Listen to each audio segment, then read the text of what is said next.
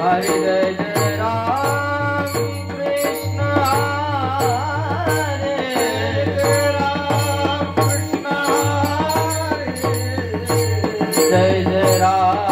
कृष्ण हरे जय जय राम कृष्ण हरे जय जय राम कृष्ण हरे जय जय राम कृष्ण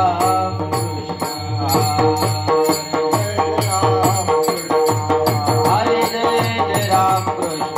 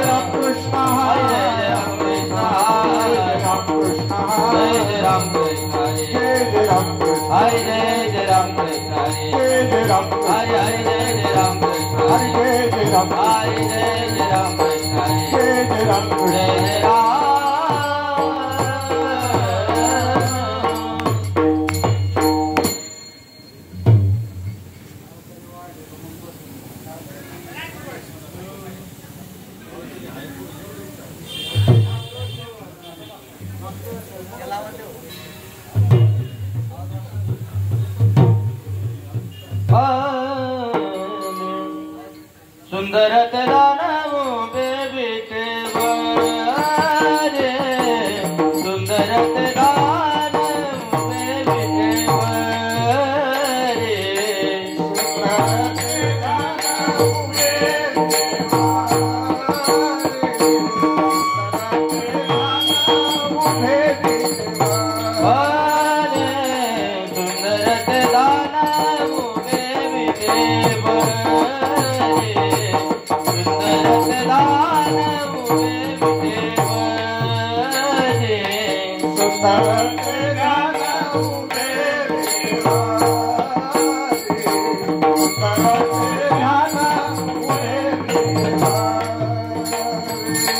करकट बरी ते बोनिया करकट बरी ते बोनिया तुलसी हार गळा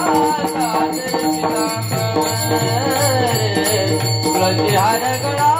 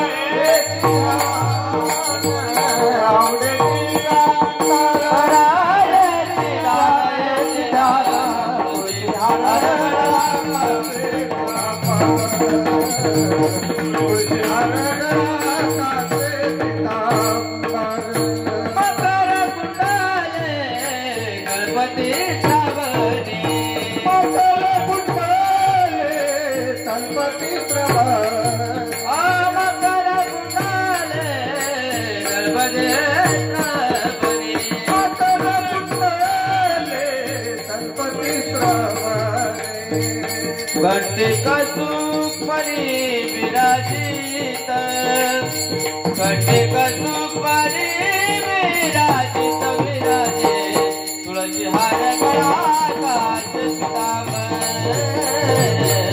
तुलसी हार गळा काच पितांबर घटिका सुपरी विराजित घटिका सुपरी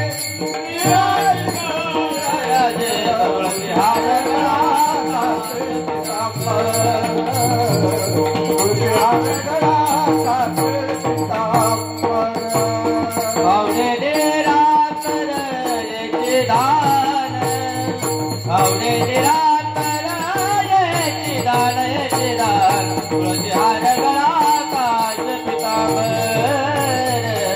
तुळशी हार गळा काच पितांबर आवडे निरांतर येची दान आवडे निरांतर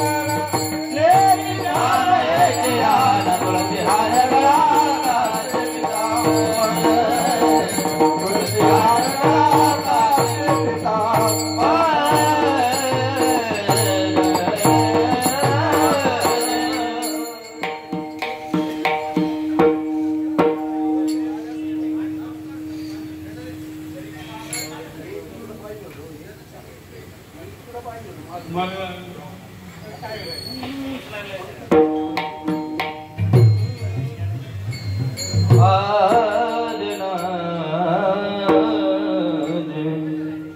तुका मने माझे येती सर्व सुख तुका मने माझे येती सर्व सुख तुका मने माझे येती सर्व सुख तुका मने माझे येती सर्व सुख तुका मने माझे येती सर्व सुख तुका मने माझे येती सर्व सुख तुका मने माझे येती सर्व सुख तुका मने माझे येती सर्व सुख पाहिला त्रिमुखावडीने पाहिला त्रिमुख आवडीने तुळशी हार गळा काच पितांबर तुळशी हार गळा काच पितांबर पाहिला त्रिमुख आवडीने पाहिला त्रिमुख आवडीने तुळशी हार गळा काच पितांबर तुळशी हार गळा काच पितांबर आवडे निरांतर येचे दान आवडे निरांतर आवडे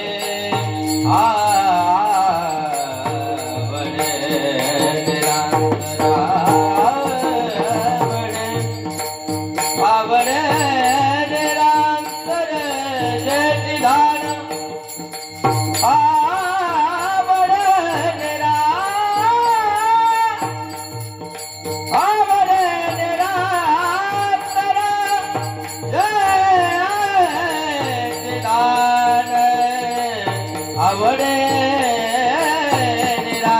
आवडे निरांतर येचे दान आवडे निरांतर येचे दान तुळशी हार गळा काच पितांबर तुळशी हार गळा काच पितांबर आवडे निरांतर येचे दान आवडे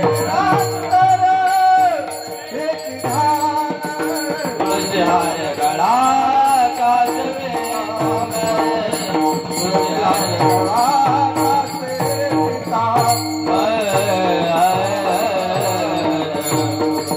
विठोबा रखुमाई विठोबा रखुमाई विठोबा रखुमाई विठोबा रखुमाई विठोबा रखुमाई विठोबा रखुमाई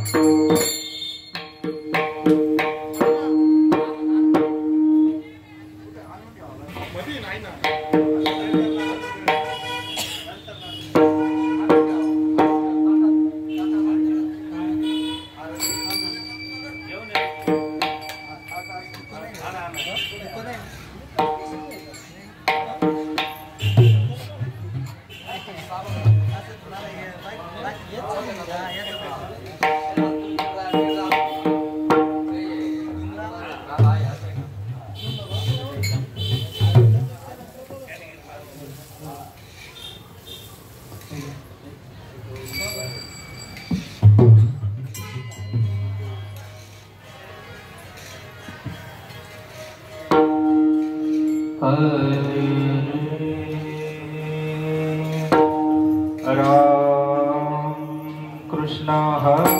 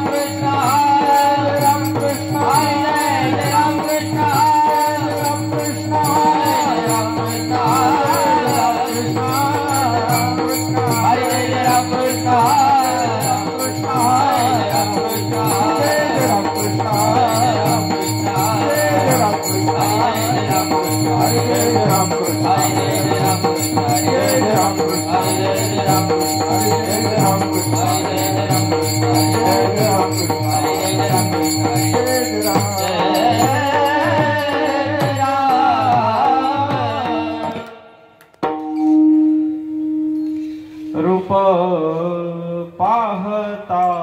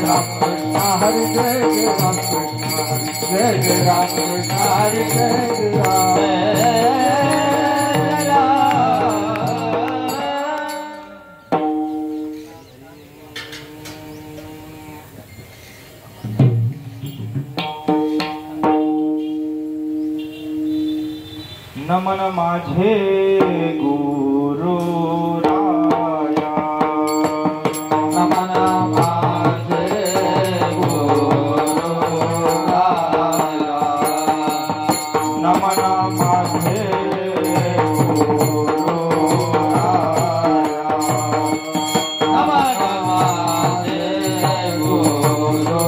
राया, नमन माझे गुरु राया,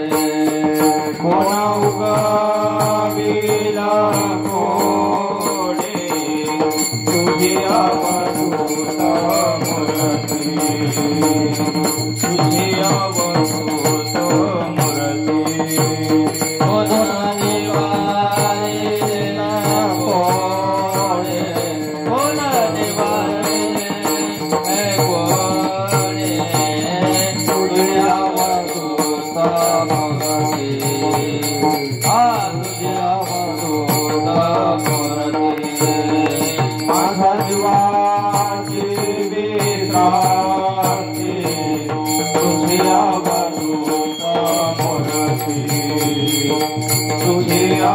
दूत मूर्ती माझ्या जीवाची विश्रांती तुझ्या अवधूत मूर्ती तुझ्या अवधूत मूर्ती आनोसया सुता आनोसया सुता अनोसया सुता आनोसया सुता तुका म्हणे पावता तुझ्या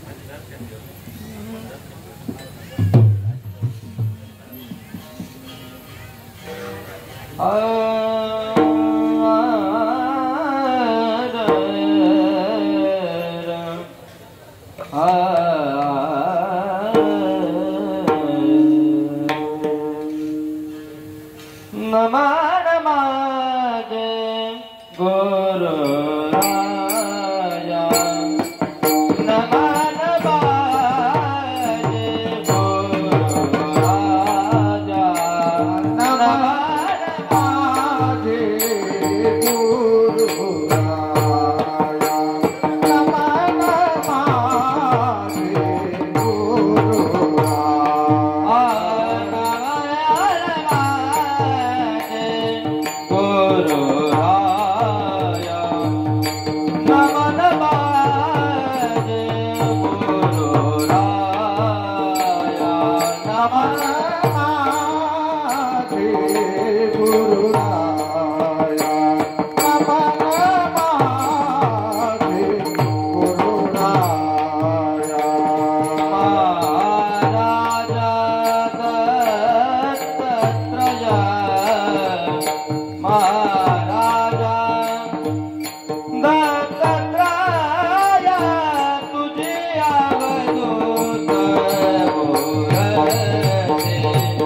तुझे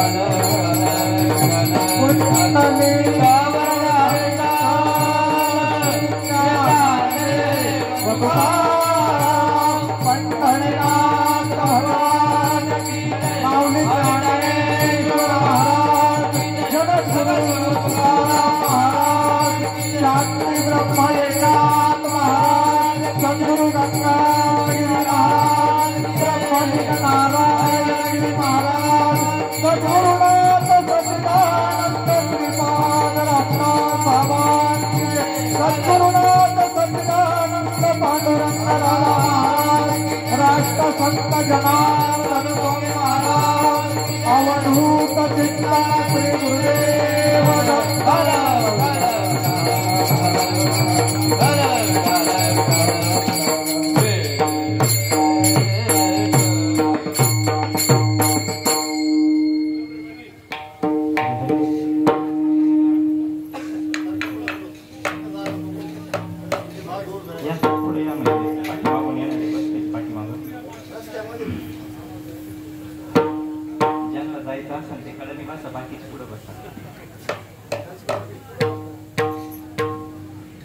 नमन माझे गुरुराया, नमन माझे गुरुराया, महाराजा दत्तात्रया, तुझी अवधूत मूर्ती माझ्या जीवेची विश्रांती, जीवीचे साकडे, जीवीचे साकडे कोण उगवील कोडे, किंवा कोण निवारिल कोण पाटे. अनुसया सुता, अनुसया सुता, तुका म्हणे पाव आता तुझी अवधूत मूर्ती माझ्या जीवेची विश्रांती. महायोग पीठे तटे भीमरस्था वरं पुंडलिकाय दातु समागत तिष्ठन्तमानन्द संदं परब्रह्मलिंगं पसेपा. पांडुरंगा करो प्रथम नवाना, पांडुरंगा करो प्रथम नवाना,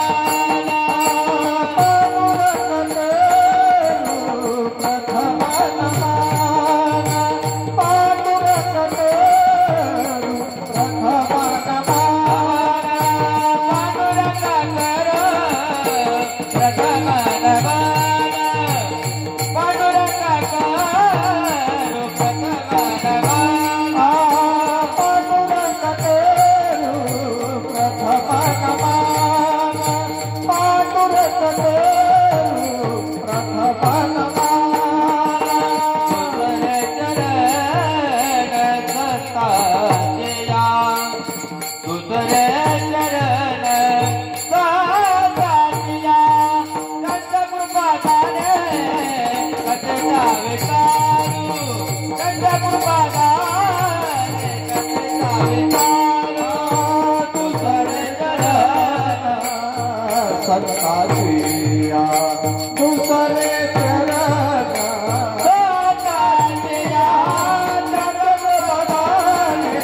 कथिता विकार, जगत बनाने कथिता विकार.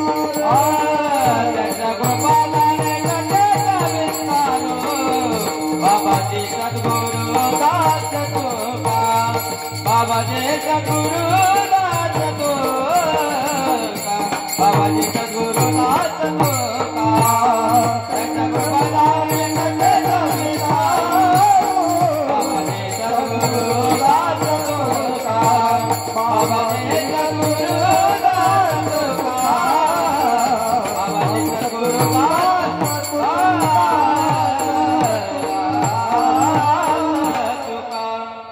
पांडुरंगा करू प्रथम नमन, दुसरे चरण संतांचिया त्यांच्या कृपादाने कथेचा विस्तारो. बाबाजी सद्गुरु दास तुका. अलंकापुरी पुण्यभूमी पवित्र, तेथे नांदतो ज्ञान राजा सुपात्र. तया आठविता महापुण्य राशी, नमस्कार माझा सद्गुरु ज्ञानेश्वरासी. ओम नमो ज्ञानेश्वरा, करुणा करा दयाळा, तुमचा अनुग्रह लाधलो पवन झालो चराचरी. गुरुर ब्रह्मा गुरुर विष्णू गुरुर्देव महेश्वरा, गुरुर साक्षात परब्रह्म तस्मै श्री गुरुवे नमः. गुरुदेव तुम्हारी जय जय हो, गुरुदेव तुम्हारी जय जय हो, गुरुदेव तुम्हारे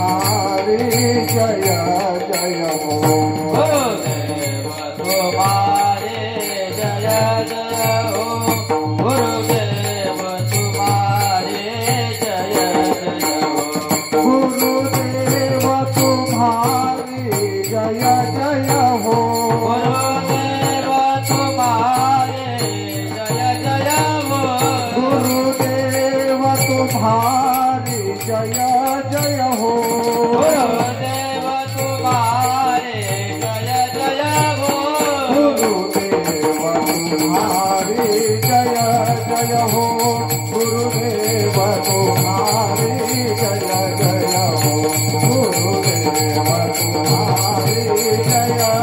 हो गुरुदेव तुम्हारी जय जय हो गुरुदेव तुम्हारी जय जय हो गुरुदेव तुम्हारे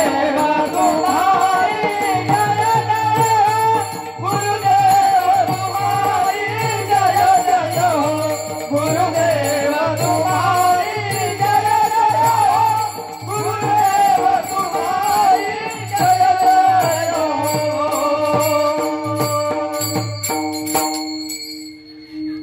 ब्रह्मानन्दं परमसुखदं केवलं ज्ञानमूर्ति द्वन्द्वातीतं गगनसदृशं तत्त्वमस्यादिलक्ष्यम् एकं नित्यं विमलमचलं सर्वाधी साक्षिभूतं भावातीतं त्रिगुणरहितं सद्गुरु तं नमामि सद्गुरु तं नमामि तीन शिरे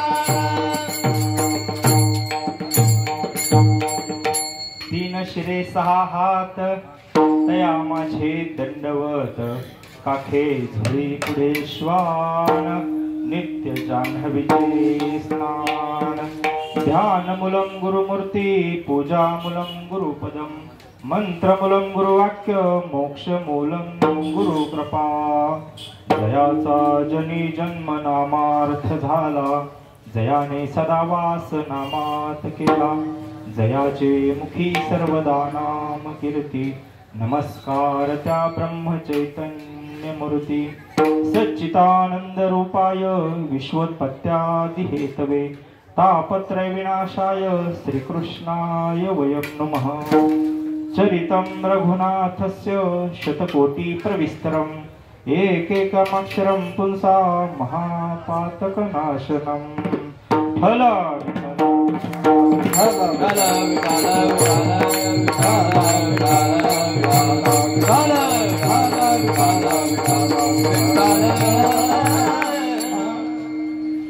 नमन माझे गुरुराया महाराजा दत्तात्रया तुझी अवधूत मूर्ती माझ्या जीवाची विश्रांती प्रस्तुत प्राप्त प्रसंगी आज हा पर्वकाळ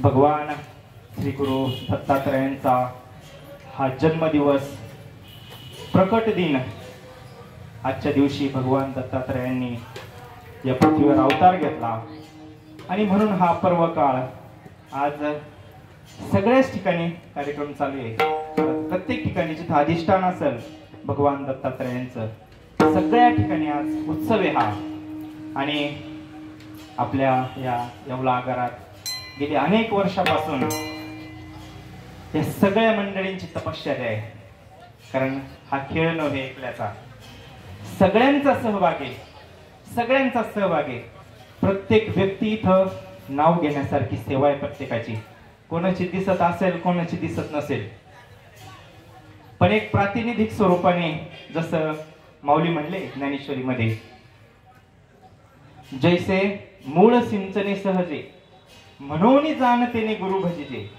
तेने कृत कार्य होईजे, जैसे मूळ सिंचने सहजे शाखा पल्लव संतोष. जसं एखाद्या झाडाचं संगोपन जर करायचं असेल तर त्याला वेगवेगळं पाणी घालायची गरज नाही. फुलांना वेगळं, फांदीला वेगळं, खोडाला वेगळं, फळाला वेगळं, त्याची काही गरज नसते. जो हुशार माणूस असतो तो फक्त मुळाला पाणी घालतो झाडाच्या, माऊलींचं म्हणणं आहे.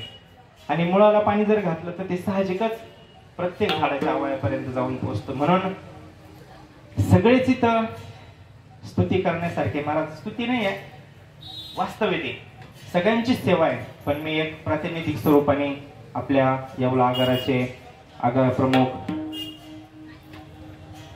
श्री प्रवीणजी हिरे साहेब यांचं नाव घेतो, म्हणजे मुळाला पाणी टाकल्यासारखं होईल आणि त्याच्यातच सगळ्यांचा अंतर्भाव होईल. म्हणून कारण खरंच सहकार्य बरं का त्यांचं. काय होतं, कामामध्ये जे समोर असतं ते वेगळं स्वरूप असतं आणि आतला प्रत्येकाचा परमार्थ हा अधिकार वेगळा असतो. त्यांनी सांगितलं, आमची जेव्हा मीटिंग झाली, सगळेच होते मीटिंगला, बरेच जण होतो आम्ही, म्हटलं कार्यक्रम हलका नाही करायचा. म्हणजे ही तळमळ असते महाराज, परमार्थ परमार्थाच्या ठिकाणी, कामामध्ये काम, काही म्हणा राम. म्हणजे काम करता करता पण परमार्थ कसा करता येतो याचं एक उत्तम उदाहरण, कारण आम्ही प्रत्यक्ष ह्या मंडळींनी अनुभवलं. म्हटलं ठीक आहे, आपलं तसं काही विशेष नसतं, कारण उपस्थिती नसते जास्त, प्रत्येक जण ड्युटीला जाणार आहे, प्रत्येकाला अडचणी आहे, म्हणून आपण एक सर्वसाधारण कार्यक्रम करू असा विषय झाला होता. पण साहेब म्हणले नाही, आपल्याला कार्यक्रम भारी करायचा, खर्च होऊ द्या म्हटले. आणि सुरुवात त्यांच्यापासून, आता आकडा मी सांगत नाही, प्रत्येकाचं योगदान आहे. कारण जरी हे अधिष्ठान असन, एक एक वीट इथं महत्वाची आहे. प्रत्येकाचं, कोणाचं 1 रुपया असन, 2 रुपये असन, प्रत्येकाचं सहकार्य, तन मन धनाने या कार्याला सगळ्यांनी सहकार्य केलेलं आहे. म्हणून आजचा हा असा पर्व काळ, भगवान श्री गुरु दत्तांची दत्त जयंती, आणि त्या निमित्ताने आपण सगळे जमले, प्रेमाने आले, सगळ्यांची सेवा चालू आहे. श्रवण ही पण सेवा आहे, कीर्तन ही पण सेवा आहे, टाळ वाजवणं ही पण सेवा आहे. आणि तुकाराम महाराजांनी तर सोपं सांगितलं, सेवा ते आवडी उच्चारावे नाम. कीर्तनामध्ये तरी काय असतं महाराज, नामस्मरण दुसरं सोडून काही नसतं. म्हणून हे आपल्या सगळ्यांच्या सहकार्याने, लांबून लांबून मंडळी आलेत महाराज, नाशिकवरून आले हे महाराज, जोडीने आले एवढ्या सकाळी. म्हणजे थंडीची ती तपश्चर्याचे आपले मृदुंगाचार्य महाराज, सोमनाथ महाराज, हे भजनी मंडळ आहे सगळं. आता याच्यात बहुसंख्य आपल्या आगाराचेच कर्मचारी आहे, श्यामभाऊ असतील, सगळेच हे आपले मुंडे साहेब आहे, चालक वाहक आहे. पण फारच महाराजांना सुंदर भगवंतांनी देणगी दिली, भगवंताच्या सेवेसाठी त्याचा उपयोग व्हावा, हे फार महत्वाचं आहे महाराज. कला तर कितीक जण, अनेक जणांजवळ अनेक स्वरूपाच्या कला आहे, अनेक प्रकारच्या 64 कला आहे, भरपूर कला आहे जगतामध्ये. पण जे आपल्याला येतं ना ते भगवंताच्या सेवेसाठी वापरावं महाराज. म्हणून असे हे सगळे मंडळी, आमचे गुरुबंधू हरिभक्तपरायण नवनाथ महाराज, कीर्तनकार ते पण उभे राहिले साथीला, सगळ्यांनाच धन्यवाद. बरेच दिवस झाले महाराज हे कार्य सांभाळलेलं आहे, त्या कार्याची धुरा ज्यांनी सांभाळली ना, पारायण झालं, मंगळवारपासून पारायण चालू आहे. साहेबांनी सांगितलं, जेवढ्यांना पारायणाला बसायचं तेवढे बसा, सगळ्यांना सुट्टी देतो म्हणजे. ते काय हिंमत असते महाराज, परमार्थ आम्हा हरीच्या दासा, काही भय नाही त्रैलोकी, देव उभा मागे पुढे, उगवी कोडे संकट. काय भगवंताची कृपा असते, जेवढ्यांना बसायचं तेवढे बसा म्हटले, सगळ्यांना सुट्टी देतो. म्हणून गेले 4 दिवसापासून 5 दिवसापासून सुंदर असं पारायण चालू आहे. 4 जण 4 जण बसले होते, त्याच्यात बाबा असतील, दराडे बाबा, फार आता रिटायर झाले, तरी पण खरं त्यांना महत्व कळालंय महाराज. आयुष्यभर आता जबाबदारी असते, प्रपंच करावाच लागतो, नोकरी करावी लागते, कर्तव्य करावं लागतं. पण कर्तव्य पार पाडून झाल्यानंतर उरलेला वेळ परमार्थाला पण देणं आवश्यक आहे महाराज. कारण जी नोकरी करतो, जो प्रपंच करतो ना, तो दुसऱ्यासाठी असतो. आणि रिटायरमेंट नंतर जे पूर्ण आयुष्य असतं ते भगवंतासाठी, ते फार योग्य महाराज. म्हणून त्यांनी सुंदर असा निर्णय घेतलेला आहे. आणि आपल्या साथीला ते पण अनेक वर्षापासून आहे. तसेच आपले वाकचौरे मामा 4 जण बसले होते, ले शामभाऊ वसावे आणि आपले मोरे साहेब, चौघ जण पारायणाला बसले होते. थंडी होती, भरपूर वातावरण खराब होतं, पण 4-5 दिवसापासून सतत त्यांनी सकाळी लवकर उठून सुंदर असं पारायण केलं. कारण ते महत्वाचं आहे मला, ती सेवा फार महत्वाची. समोर येऊन तर आमच्यासारखे 1-2 तास कोणी उभं राहिलो, बरोबर. आपल्याला मान पाहिजे, सन्मान पाहिजे, फोकस पाहिजे, डेकोरेशन पाहिजे. पण ही पडद्यामागची सेवा करणारे जे काही मंडळी ना, ते दिसत नाही, समोर येत नाही कधी. आत्ताही पण असे काही मंडळी, आता बरेच जण आहे उपस्थित इथं, पण काही जण असे का त्यांच्या कामात आहे, त्यांची जबाबदारी त्यांनी सांभाळली, त्यांच्या कामात आहे. म्हणून सगळ्यांचं सहकार्य या 4 जणांनी पारायण केलं, त्यांना खूप खूप धन्यवाद. सगळे उपस्थित राहिले श्रवणासाठी. लांबून लांबून मंडळी आले, भजनी मंडळे, पारेगाव भजनी मंडळे, नागडे भजनी मंडळे, सुरेगाव भजनी मंडळे, पानाव भजनी मंडळे. म्हणून सगळ्यांना धन्यवाद देऊ आणि सेवेला सुरुवात करू. विठ्ठल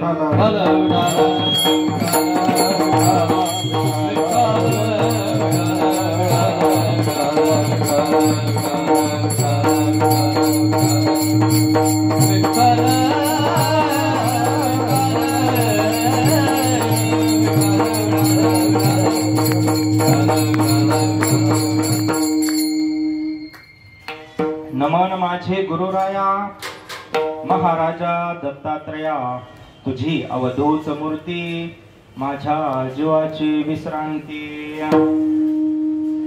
आपल्याला दिलेल्या वेळेमध्ये कार्यक्रम करायचा आहे.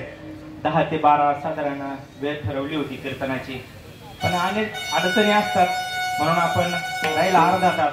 अर्ध्या तासामध्ये भगवान दत्तात्रयांची जशी आपल्याला सेवा करता येईल, घ्यावी घ्यावी माझी सेवा, घ्यावी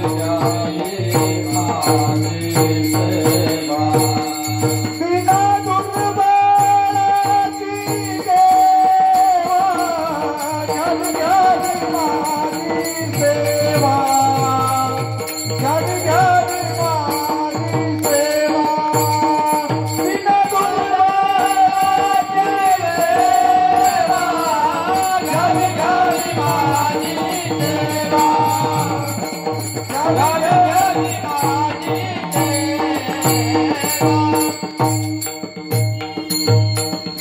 घ्यावी घ्यावी माझी सेवा, दीन दुर्बळाची देवा.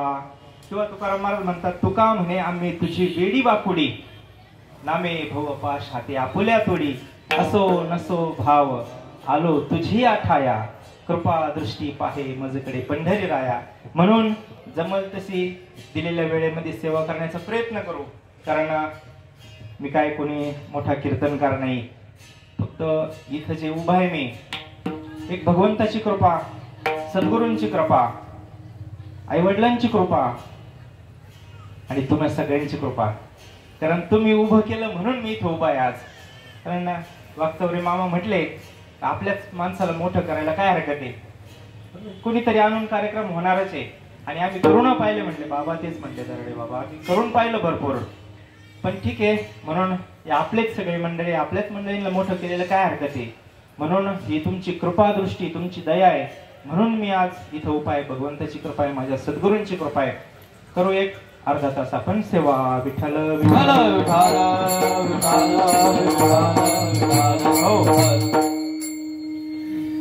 4 चरणाचा अभंग निवडलेला आहे भगवान दत्तात्रयांच्या सेवेसाठी. जगद्गुरु, वैराग्याचे शिरोमणी संत तुकाराम महाराज आणि त्यांचा हा 4 चरणाचा अभंग आहे. नमन माझे गुरुराया महाराजा दत्तात्रया. आता थोडासा चरित्र भाग जर पाहिला तुकाराम महाराजांचा, तर पांडुरंगाचे भक्त आहे. तुकाराम महाराज म्हणजे पांडुरंगाचे उपासक आहे. आणि मग त्यांचं काय असं मनात आलं असेल तर त्यांनी भगवान दत्तात्रयांची स्तुती केली. दत्तात्रयांसाठी अभंग का त्यांच्या मुखातून यावा, काय झालं असेल असं. महाराज, ही संतांची कृपा अशी असते ना, भगवंताची कृपा अशी असते ना, ती कृपा जर एकदा झाली ना, भेदा भेद काम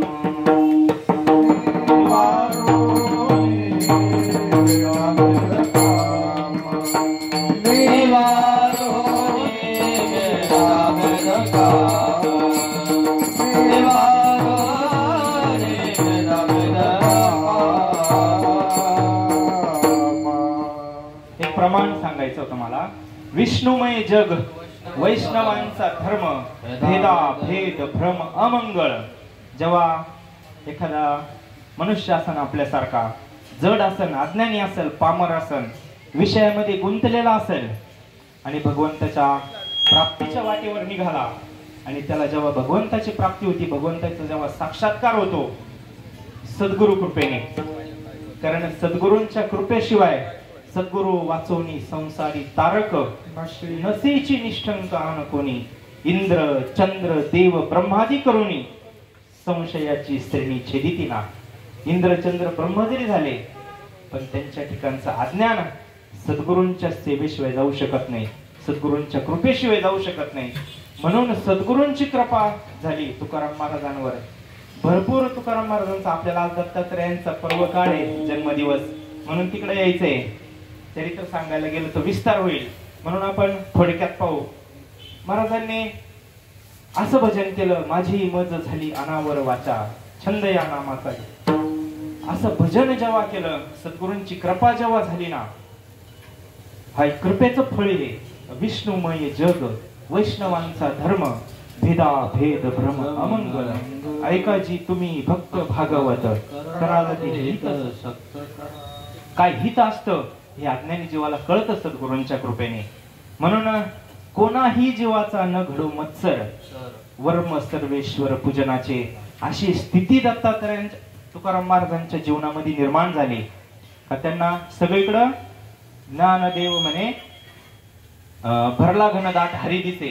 ज्ञानदेवा पाठ हरी हा वैकुंठ भरला घनदाट हरी दिसे. माऊलींची जशी दृष्टी झाली, आधी करून सगळ्याच संतांची दृष्टी असती महाराज. त्यांना चराचरामध्ये भगवान परमात्मा दिसतो. म्हणून जरी तुकाराम महाराजांचं उपास्य दैवत भगवान दत्तात्रय नव्हते, पांडुरंग परमात्मा त्यांचं उपास्य दैवत होतं, पण बऱ्याच ठिकाणी वर्णन आलं महाराज का पांडुरंग आणि भगवान शंकर हे काय वेगळे नाही, देवी आणि पांडुरंग वेगळा नाही, असंही बऱ्याच अभंगामध्ये तुकाराम महाराजांनी वर्णन केलंय. एका जनार्दनी आंबा उभी करटवणी कटी हो. आषाढी कार्तिकी तुझ्या गोंधळाची दाटी हो. कुंडली कधी वटा शोभे वाळवंटी हो. वटा शोभे वाळवंटी हो. एका जनार्दनी आंबा उभी करटवणी कटी हो. एका जनार्दनी आंबा उभी करटवणी कटी हो. उदो बोला बोला उदो बोला बोला उदो बोला उदो बोला उदो बोला सबाई माऊलीचा हो. उदो बोला उदो बोला उदो बोला विठाबाई माऊलीचा हो. उदो बोला उदो बोला उदो बोला सबाई माऊलीचा हो. उदो बोला उदो बोला उदो बोला सबाई माऊलीचा हो.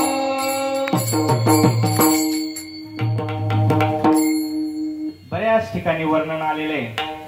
एक अभंग असा पण आहे महाराजांचा, हे तर झालंच, आषाढी कार्तिकी तुझ्या गोंधळाची दाटी हो. आता आषाढी कार्तिकीला आपण पंढरपूरला जातो बाबा. पंढरपूरला काय गोंधळ असतो का? जागरण असतं.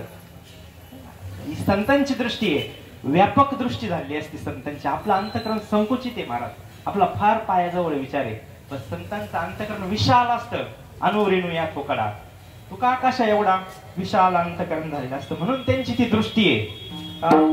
त्यांना काही ठिकाणी अंबाबाई दिसते भगवंतामध्ये, काही ठिकाणी एक अभंग आहे बघा, कृष्ण माझी माता, कृष्ण माझा पिता, बहीण बंधू चुलता, कृष्ण माझा, कृष्ण माझे गुरु, कृष्ण माझे तारू, उतरी पैल पारू भवनदीचा, कृष्ण माझे मन, कृष्ण माझे जन.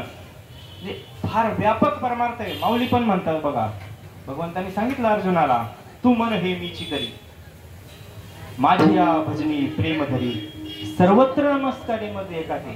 तो हे समस्त ही श्री वासुदेव ऐसा प्रतिती रसाचा ओतला भाव, फक्ता माझी राव आणि ज्ञानी या तोची. काय दृष्टी माऊलींची महाराज. हे समस्त ही श्री वासुदेव. जसा परमार्थाची सुरुवात आहे महाराज.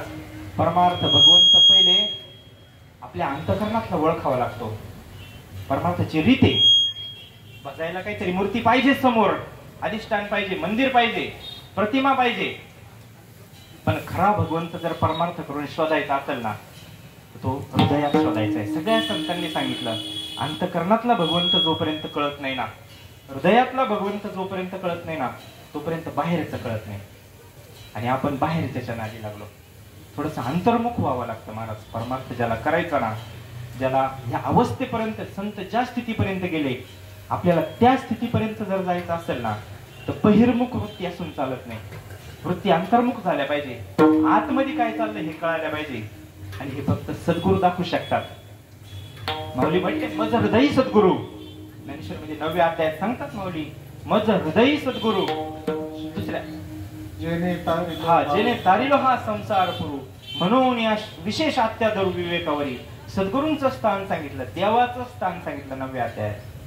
तैसा हृदयामध्ये मी रामू, असता सर्व सुखाचा आरामू, किम भ्रांतासी कामू विषयावरी. भगवान परमात्मा सगळ्यांच्या अंतकरणामध्ये, आणि तो अंतकरणातला भगवान परमात्मा ज्यावेळेस कळल ना, मग कळलं का जे देहात येत तेच, जे पिंडात येत तेच ब्रह्मांडामध्ये. ती अनुभूती ती संतांच्या कृपेने. म्हणून तुकाराम महाराजांना पण तशी अनुभूती आली होती. चराचरामध्ये त्यांना भगवंत दिसत होता. अरे जो परमात्मा आपल्यामध्ये, तोच परमात्मा प्रत्येक ठिकाणी आहे. चराचरामध्ये सजीव वस्तूमध्ये पण तोच आहे, आणि निर्गुण वस्तूमध्ये पण तोच आहे, निर्जीव वस्तूमध्ये पण तोच आहे. हा जेव्हा भाव तयार झाला ना, मग तुकाराम महाराजांच्या दृष्टीला सगळे देव एक दिसतात महाराज. येऊनी गुरु नाथे माथा ठेविला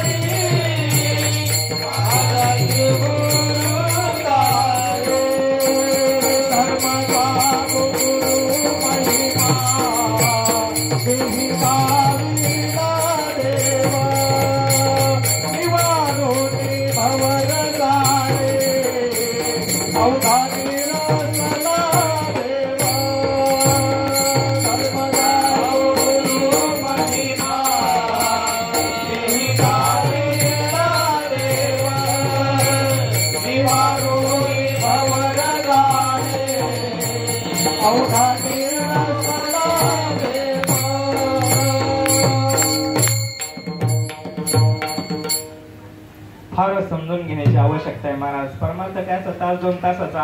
आता हे वर्णन करायचं भगवंताच्या लीला 1 तासाभरामध्ये वर्णन करायच्या, म्हणून कसं तरी याला गुंडाळावं लागतं 1-2 तासामध्ये. नाही तर परमार्थ तसा फार व्यापक स्वरूप आहे परमार्थाचं. काय सद्गुरूंची कृपा असते.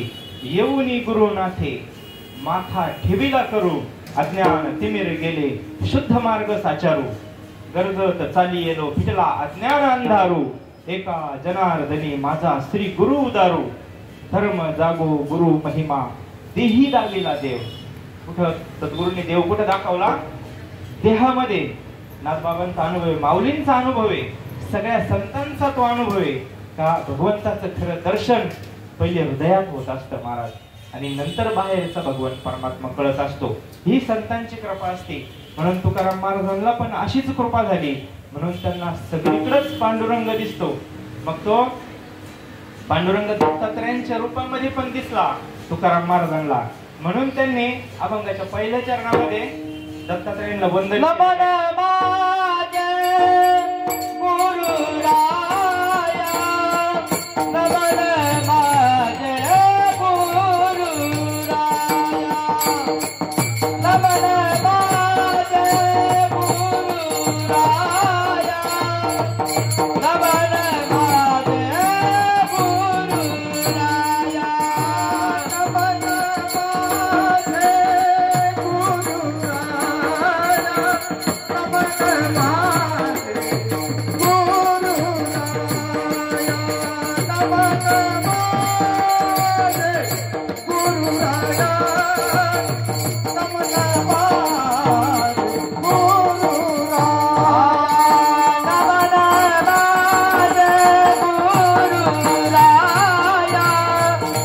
नमन माझे गुरु राया नमन माझे गुरु राया नमन माझे गुरु राया नमन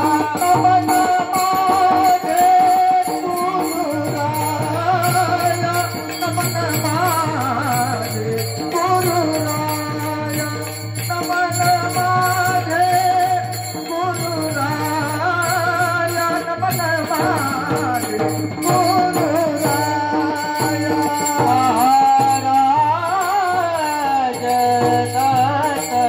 राया महाराज दत्तात्रया महाराज दत्तात्रया तुझी अवधूत मूर्ती तुझी अवधूत मूर्ती तुझी अवधूत मूर्ती तुझी अवधूत महाराजा दत्तात्रया महाराजा दत्तात्रया महाराजा दत्तात्रया तुझे अवधूत मूर्ती तुझे अवधूत मूर्ती तुझे अवधूत मूर्ती तुझे अवधूत मूर्ती नमन माझे गुरु राया महाराजा दत्तात्रया महाराजा दत्तात्रया नमन माझे गुरु राया महाराजा दत्तात्रया महाराजा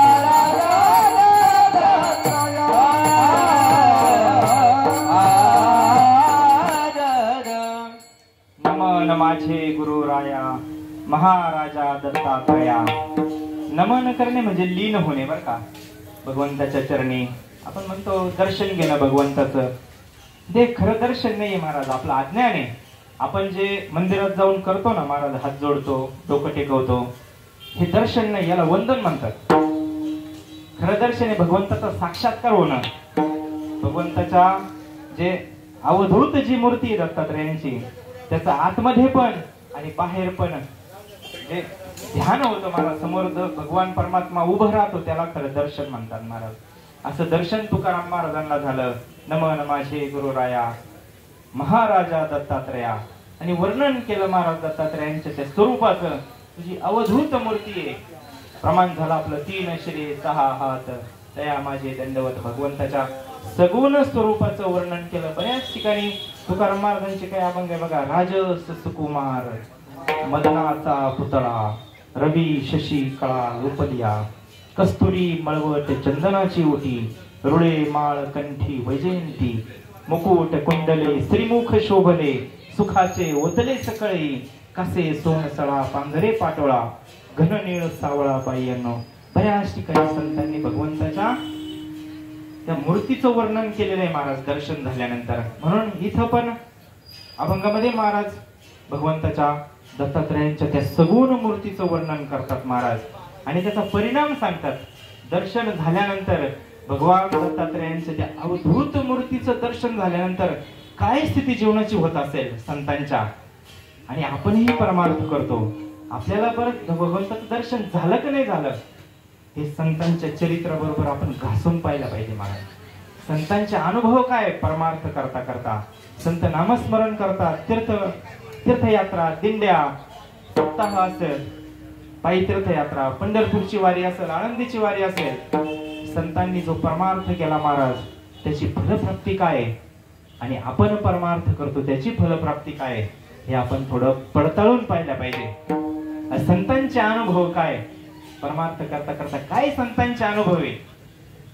श्री संतांची माथा चरणावरी साष्टांग हे करी दंडवत विश्रांती पावलो सांभाळा उत्तरे. वाढले अंतरी प्रेम सुख वाढले अंतरी प्रेम सुख वाढले अंतरी प्रेम सुख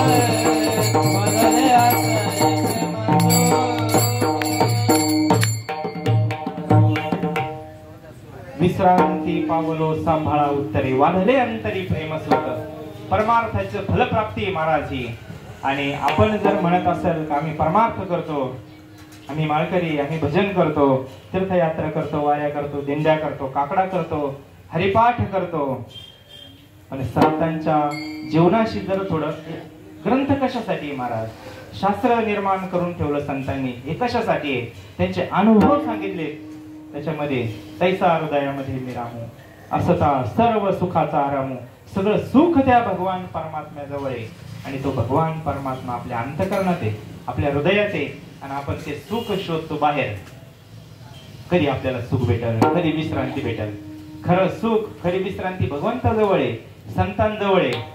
पण सामान्य जीवाला हा भ्रम झाला, काही विषयामध्ये शोधू लागला सुख, तो सगळ्या व्यवस्थेमध्ये सुख शोधू लागला. तुकाराम महाराज सांगतात, महाराज सुख नाही कोठे आलिया संसारा वाया हवभरी होऊ नका. दुःख बांधवडी आहे हा संसार. विचार सुद्धा नाहीये महाराज, सुखाचा विचार सुद्धा नाहीये. पण याच्यावर थोडा बारीक विचार करावा लागतो. सारा विचार, थोडासा बारीक विचार केला तर आपल्याला लक्षात येईल का आयुष्य जातं महाराज. दिवसेंदिवस, एक एक दिवस, एक एक महिना, एक एक वर्ष आयुष्य संपून जातं. पण ज्या सुखाच्या शोधात आपण आयुष्य घातलं ना, ते सुख नाही आपल्या कळवेला अंतकाळी प्राण प्रयाणाची वेळी. हे सगळे म्हणले राहती निराळे रांडा पोरे. महाराजांचे शब्द फार आपला नाही अधिकार महाराज तो उच्चारायचा, पण अभंगामध्ये सांगून ठेवलं. त्यांच्या शिव्या आज आपण गातोय, व्यासपीठावरून गातोय. काय अधिकार असेल महात्म्यांचा. म्हणून हे शेवटी कोण येत नसतं बरोबर. खरा विसावा, खरं समाधान जर जीवाला खरा आनंद पाहिजे असेल तर भगवंताला शरण जावं लागतं किंवा साधू संतांना शरण जावं लागतं. साधू संतांना, गुरुला शरण गेल्याशिवाय शाश्वत सुखाची प्राप्ती होत नाही. म्हणून तेच वर्णन मला विसावा कुठे भेटला हे तुकाराम महाराज अभंगाच्या दुसऱ्या चरणामध्ये सांगतात. तुझी तुझी अवधूत मूर्ती, तुझी अवधूत मूर्ती, तुझी अवधूत मूर्ती, तुझी अवधूत मूर्ती, तुझे अवधूत मूर्ती, तुझे अवधूत मूर्ती, तुझे अवधूत मूर्ती,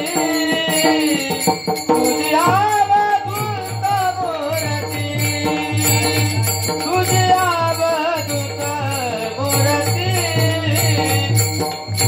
अवधूत मूर्ती. माझा जीवाची विश्रांती, माझा जीवाची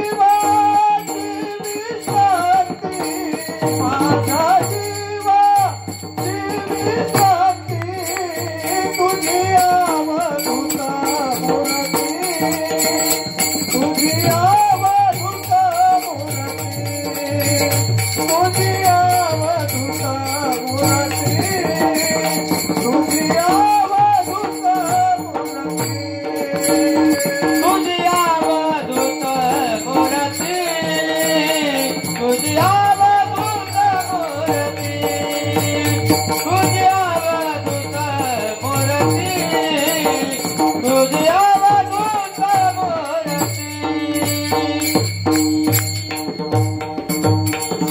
तुझी अवधूत मूर्ती, माझ्या जीवाची विश्रांती. आजच्या या दिवशी एवढं जरी आपल्या लक्षात आलं ना का या संसारामध्ये संतांनी सांगितल्याप्रमाणे सुख आपण शोधून भेटणार नाही. किती जरी फिरलो आपण तरी ह्या संसारामध्ये, प्रपंचामध्ये सुख नावाची वस्तू नाहीये. ते सुख, ते समाधान, तो विसावा. तुका म्हणे माझा श्री कृष्ण विसावा, वाटे न करावा परता जीवा. असा भगवान परमात्मा सोडून इतर ठिकाणी सुखाची प्राप्ती होणार नाही महाराज. म्हणून तुकाराम मला सांगतात, तुका म्हणे वेगी जाय सुटून या, हृदया माझे हरी धरून या. त्याच्यामधून सुटून जा म्हणले. भगवंताचं नामस्मरण करा, परमार्थ करा. आणि हा दुःख बांधवडी जो संसार आहे त्या संसारामधून सुटून जायला सगळे संत सांगतात महाराज.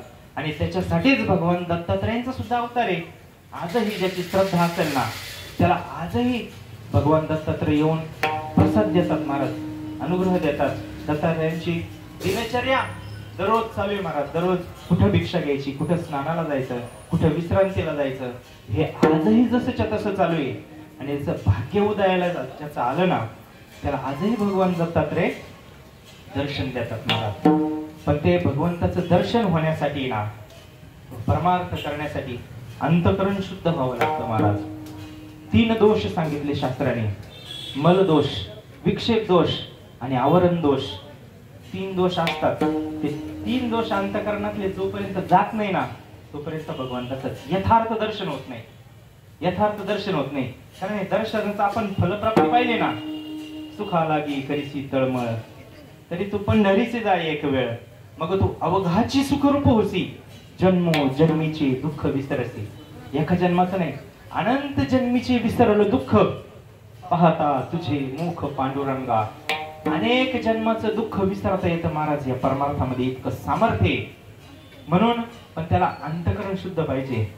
मलदोष, विक्षेप दोष नामस्मरणाने इतर साधनांनी आपण घालू शकतो.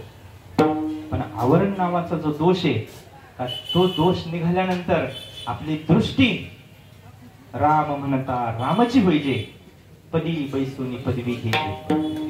राम म्हणता म्हणता भगवंताचं नामस्मरण करता करता करता करता ते स्वरूपच होऊन जाणं, भगवंत स्वरूपच होऊन जाणं, हे भगवान परमात्म्याचा खरा आशीर्वाद आहे. ही कृपा आहे महाराज. त्याला अंतकरण शुद्ध झाल्या पाहिजे. मग बघा ना, भगवान दत्तात्रयांचं सुद्धा अवताराची कथा आपण बघू 5 मिनिटांमध्ये. आता वेळ संपत चालला फार कमी वेळेमध्ये. कारण इथं जसं अर्जुनाचं होतं ना, अर्जुनाला गीता सांगितली ना भगवंताने, आपल्यासारखा निवंत नव्हता तो अर्जुन. युद्ध होतं महाराज, किती किती सैन्य होतं, दोन्ही बाजूनी सैन्य. म्हटले माझा रथ दोन्ही सैन्याच्या मधोमध घेऊन चाल. इकडं सैन्य, दोन्ही बाजूला सैन्य, रथी महारथी सगळे शत्रू आहे ना समोर.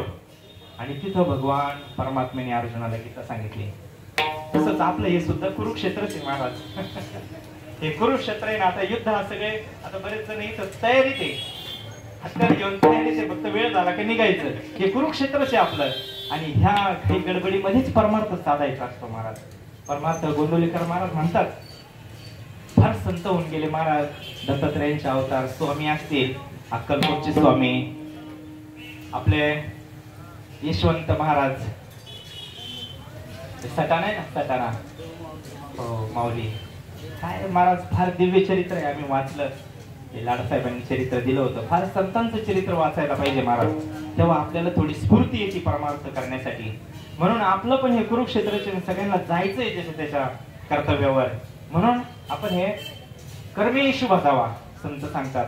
म्हणून ते पण थोडं वेळेचं भान ठेवून आपण संक्षिप्त भगवान दत्तात्रयांची जन्माची कथा पाहू.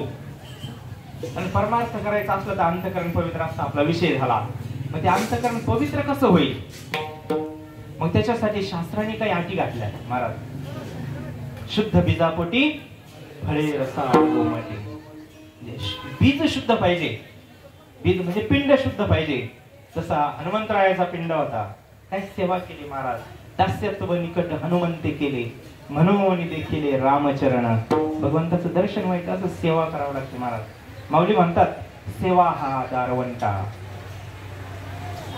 स्वाधीन करी सुवटा, ओळगोनी तनु मनो जीवे चरणासी लागावे, अगरवता करावे दास्य सकळ. संतांची सेवा, भगवंताची सेवा करावी लागते. इथं सगळी सेवाचे महाराज. काही करा, इथं स्वयंपाकाजवळ जरी बसलं तरी सेवाचे. बाहेर जरी एखादं काम केलं, मंदिरात पूजा केली, मृदंग वाजवला, गायन केलं महाराज, टाळ घेऊन उभे राहिले, श्रवण केले तरी सेवाचे, विणा घेतली तरी सेवाचे. इथं वाढलं, पत्रवाळ्या जमा केल्या, झाडलं इथं, तर ही भगवान परमात्म्याची सेवा आहे. आणि फळ सगळ्यांना सारखं आहे. जे फळ कीर्तनकाराला आहे ना, जे तेच फळ मृदुंगाचार्याला आहे, तेच गायनाचार्याला आहे, तेच श्रवण करणाऱ्याला आहे, आणि तेच स्वयंपाक करणाऱ्याला सुद्धा तेच फळ आहे.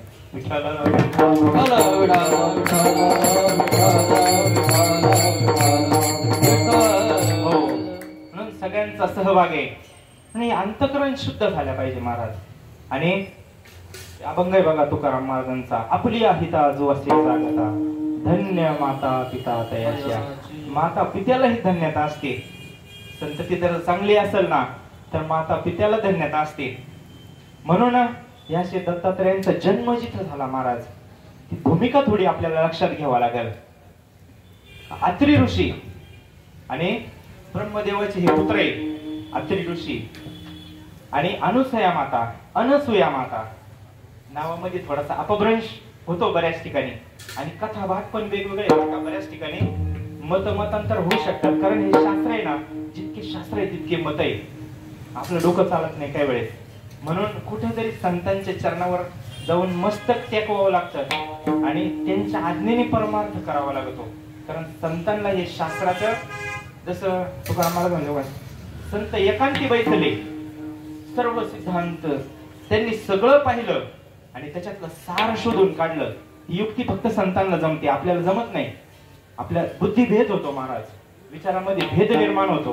कारण गुरुचरित्र वाचलं तर वेगळे अनुभव आहे, ज्ञानेश्वरी वाचली तर वेगळे अनुभव आहे, भागवत वाचलं तर वेगळे, रामायणामध्ये वेगळे अनुभव आहे. वेगवेगळ्या कधी कधी बुद्धीचा भ्रम होतो. म्हणून कोणत्या तरी सत्पुरुषाला शरण जायला पाहिजे. म्हणून असे सत्पुरुष अत्री ऋषी आणि त्यांची पत्नी धर्मपत्नी अनसूया माता यांच्या पोटी भगवान दत्तात्रयांचा जन्म आहे.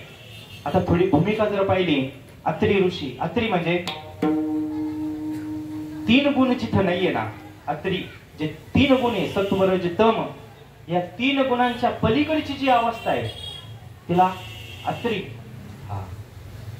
त्याला ते अत्री ऋषी. 3 गुणांच्या पलीकडे म्हणजे परमार्थ करायला तुका म्हणे ते सत्वाचे सामर्थ्य करावं. परमार्थ हार निशी, परमार्थ करायचा असेल तर रजगुणी तमोगुणी वाल्यांचं काम नाही महाराज. रजगुणी आता आमचे दोंडी मामाचे फार कळकळ होती महाराज. तिकडचे जरी त्यांचे कनेक्शन चुकत असतील पण इकडचं कनेक्शन त्यांनी बरोबर जोडलेलं आहे, भगवंताशी नातं बरोबर जोडलेलं आहे. ते म्हणले महाराज थोडं सांगा तुम्ही व्यासपीठावर काही तर थोडस रजगुणी तमोगुणी आता असतातच महाराज. हे जगत भगवंताने 3 गुणांनी निर्माण केलेलं आहे, त्याच्यामुळे हे असणारच महाराज. जसं मिठामध्ये खारटपणा असतो ना, जर भाजीमध्ये मीठ जास्त पडलं तर आपण तक्रार करत बसतो का? नाही, आपल्याला माहिती आहे मीठ हे जास्त पडलं तर खारट लागणारच आहे. तसं संतांच्या हिशोबाने हे 3 गुणांनी भगवंतांनी जग निर्माण केलं आणि हे असणारच महाराज. आणि हे संत बीज पलटे नाही जुग गए अनंत, हरि युग में अवतार धरे फिर संतन के संत. जसं संतांचा अवतार असतो ना प्रत्येक युगामध्ये, तशी हे मंडळी पण त्यांच्या बरोबर असतात. आता राम आले म्हणल्यावर रामला यावंच लागेल ना, तसं कथा भाग होणारच नाही ना, चरित्र होणारच नाही. कृष्ण जिथे येईल तिथं कंसाला यावंच लागेल, बरोबर नाही? म्हणजे हे सगळे सोबतच असतात. म्हणून या 3 गुणाच्या पलीकडे जाऊन तसं महत्व सत्व गुणाला दिलेले महाराज संतांनी. रजगुणी जर तमोगुणी असेल, फारच तमोगुणी म्हणजे अशुद्ध आहार, खाणं पिणं सगळं अशुद्ध असेल, विचार अशुद्ध असतील. आता गरज ही काळाची महाराज. खरं पवित्र जर येत असताना अन्न पवित्र पाहिजे. पहिलं आपण जे खातो ते पवित्र पाहिजे, जे पितो ते पवित्र पाहिजे, तर बुद्धी सात्विक होती महाराज. आणि म्हणून अशा तमोगुणातून भक्ती करता करता जर एखाद्यावर कृपा झाली भगवंताची, किंवा त्यांनी ठरवलं की मला भक्ती मार्गाला जायचंय, हळूहळू तो तमोगुणामध्ये रजोगुणामध्ये येतो. रजोगुणामध्ये भगवंताची साधना नामचिंतन करता करता तो सत्वगुणामध्ये येतो महाराज. म्हणून तुकाराम महाराज म्हणे, तुका म्हणे ऐका सत्वाचे सामर्थ्य करावा परमार्थ अहर्निशी. पण संत सांगतात महाराज सत्वगुण सुद्धा सोडावा लागतो बरं का. फार परमार्थ कस लावून जर केला ना महाराज, सत्वगुण सुद्धा शेवटी सोडावा लागतो. कारण त्याला असे 2 मिनिटात दृष्टांत सांगतो. आता आपण शेतकरी सगळे, समजा आपण रानात गेलो आणि काटा भरला. आता रानात आपल्याला पायात काटा भरला, तो काटा काढायचा आहे पायातून, कसा काढणार आपण? म्हणून काय करतो आपण सगळे शेतकरी, सगळ्यांना दृष्टांत माहिती आहे. तिथंच एखाद्या झाडाचा बाबळीचा असं कशाचा काटा घेतो आणि त्या काट्याने काटा काढतो. मग आता काट्याने काटा काढला, मग त्या काट्याने उपकार केला ना, काट्याने उपकार केला, आपल्या वेदना जेवढे होत होते ते वेदना शांत झाल्या काटा काढल्यामुळं. मग आता त्या काट्याने उपकार केल्यावर तो काटा आपण खिशात ठेवून द्यायचा मस्त, जमन का? नाही जमणार. तो काटा जर खिशात ठेवला तर परत टोचल ना कुठेतरी. म्हणून हे जसं आहे का, जरी काट्याने उपकार केला पण तो काटा सुद्धा त्याचा सुद्धा आपण काय करतो मग शहाणे माणसं त्याला आणि खुडून टाकेल बा असे दगडावर कशावर, तसं पण नाही टाकेल त्याला, कारण तो दुसऱ्याला उपद्रव करेल. म्हणून त्याची आणि आपण खुडून टाकतो आणि तो काटा फेकून देतो किंवा मातीमध्ये पुरून टाकतो. तसंही महाराज परमार्थ हा सत्वगुणाशिवाय होत नाही, सत्वगुणात यावं लागतं महाराज. त्याला फार पुण्य लागतं, आई वडिलांचं पुण्य लागतं. तुकाराम महाराज जन्मी आम्ही बहु पुण्य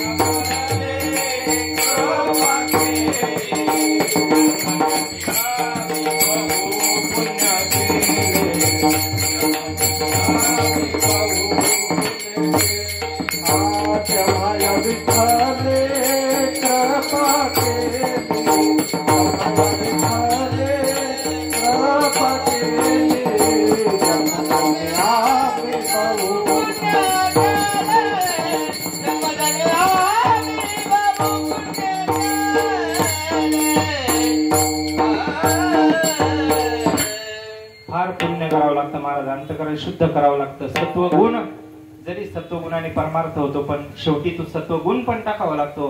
तिन्ही गुणाच्या पलीकडे जावं लागतं, तेव्हा भगवान परमात्म्याचं दर्शन होतं महाराज. म्हणजे असे ते 3 गुणाच्या पलीकडे गेलेले अत्रि ऋषी आणि अनसूया माता. अनसूया म्हणजे द्वेष, मत्सर ज्या स्त्रीच्या ठिकाणी नाही किंवा ज्या व्यक्तीच्या ठिकाणी नाही, ते म्हणजे अनसूया माता. आणि ह्या दोघांचा संग जेव्हा होतो तेव्हा भगवान दत्तात्रयांसारखा.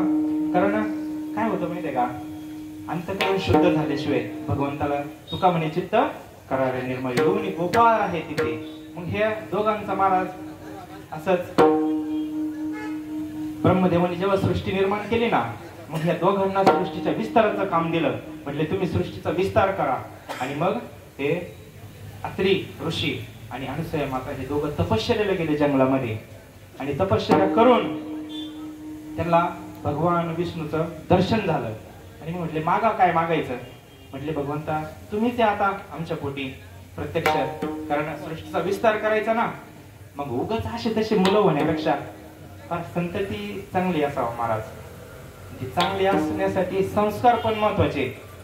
पण काय होतं, प्रयत्न सगळ्यांचा चांगला आहे महाराज, प्रयत्न सगळ्यांचाच चांगला आहे. संस्कार केले पाहिजे, काळाची गरज आहे महाराज. आज आपण वातावरण पाहतोय, रामराज्य रामराज्य रामराज्य सगळ्यांनाच हवंय, पण ती सुरुवात घरातून करावी लागते महाराज. हे पण कोणाला मान्य नाही.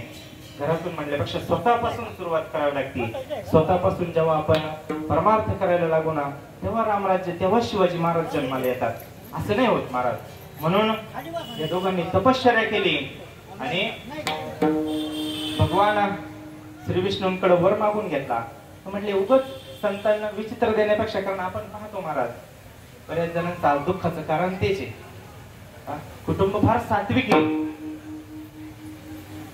राम आहे तिथं रावण पण आहे, रावण आहे तिथं कुंभकर्ण पण आहे, कुंभकर्ण आहे तिथं विभीषण पण आहे.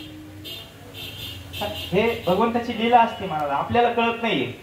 संतांचे आप्त नवती ते संत, संतांचे आप्त संतच असतील असं काही सांगता येत नाही. संतांच्या वंशामध्ये संतच येतील असं काही सांगता येत नाही. हे नवल केवडी केवडी न कळे कामभाषी कोडे. म्हणून या दोघांनी भगवान परमात्म्याकडे वर मागितला, तेव्हा अशी तशी काही मला संतती देण्यापेक्षा ना, तुम्हीच प्रत्यक्ष माझ्या घरी अवताराला या. म्हणून भगवंताने आशीर्वाद देऊन टाकला. तर चला म्हणले ठीक आहे, मीच येतो तुमच्या घरी अवताराला. विठ्ठल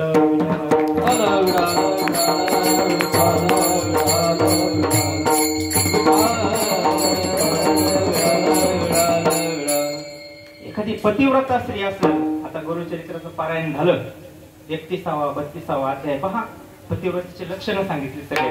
गुरुचरित्रात आता बोलण्यासारखं फार आपला वेळ संपून गेला. बाबांचा तिकडून इशारा चालू आहे का 12ला जन्म व्हायला पाहिजे.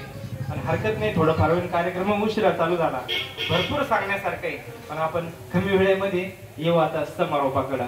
म्हणून गुरुचरित्रामध्ये ती पतिव्रतेचे लक्षणं सांगितले. अनसूया माता ही पतिव्रता आहे, आणि पतिव्रता असेल तर तिच्याच घरी असे संतती, पवित्र संतती जन्माला येते महाराज. म्हणून ती पतिव्रता आहे. आणि मग त्या पतिव्रतेची, अनसूया मातेची अशी ख्याती पसरली ना. अजून एक शांडिल्य नावाची पतिव्रता आहे. शांडिल्याचं पण चरित्र येतं बऱ्याच वेळेस. ती शांडिल्य होती, आणि तिचा पती कुष्ठरोगी होता. शॉर्टकट मध्ये घेऊ आता आपण, इलाज नाही. आणि तो कुष्ठरोगी पती कुष्ठरोगी होता, त्याच्या शरीरातून सगळी घाण गळत होती महाराज. पण त्या शांडिल्याने विचारलं होतं तिच्या बहिणीला, मला पतिव्रता व्हायचंय, काय करावं लागेल म्हणे. पतीची सेवा करायची उघड उघड आहे. पती कसाही असो, पण पती परमेश्वर मानून स्त्रीने त्याची पूजा केली पाहिजे. आणि म्हणून तर पतिव्रता स्त्री होईल. म्हणून तिने नवऱ्याची सेवा चालू केली महाराज. पण त्याला कुष्ठरोग होता, हातपाय त्याला चालता येत नव्हतं.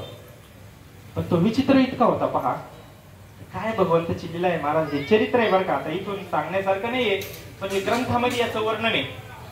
मग त्या शांडिल्या तिचा नवरा फार त्याला अंतकरण त्याचं कामाने भरलेलं होतं महाराज. काम क्रोध सगळ्या विकारांनी अंतकरण अशुद्ध झालेलं होतं. मग त्याला एक दिवस इच्छा झाली. त्याने एका वेश्या होती गावामध्ये, त्या वेश्येकडे जाण्याची मागणी केली महाराज. आणि ते पण पत्नीला सांगितलं, त्यांनी शांडिल्याला सांगितलं, मला तिच्याकडे घेऊन चाल. पहा आता पतिव्रतेचं कसं, पतिव्रता म्हणून घेणं काय सामान्य गोष्ट नाही महाराज. पतिव्रता म्हणण्यासाठी काय करावं लागतं. मग त्या शांडिल्याने तिच्या नवऱ्याला पाठीमध्ये घातलं आणि डोक्यावर घेऊन त्या वेश्येकडे घेऊन चालली होती.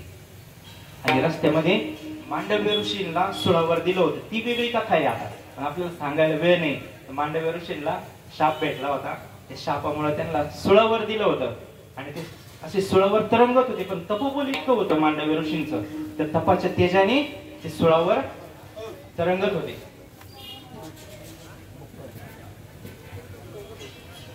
5 मिनिटं थांबा, आपण 5 मिनिटात जन्मापर्यंत येऊ आणि समारोपच करू लगेच. आता काय धावपळ आयुष्यभर चालू आहे आपली, सगळं आयुष्य धावपळीतच चाललेलं आहे.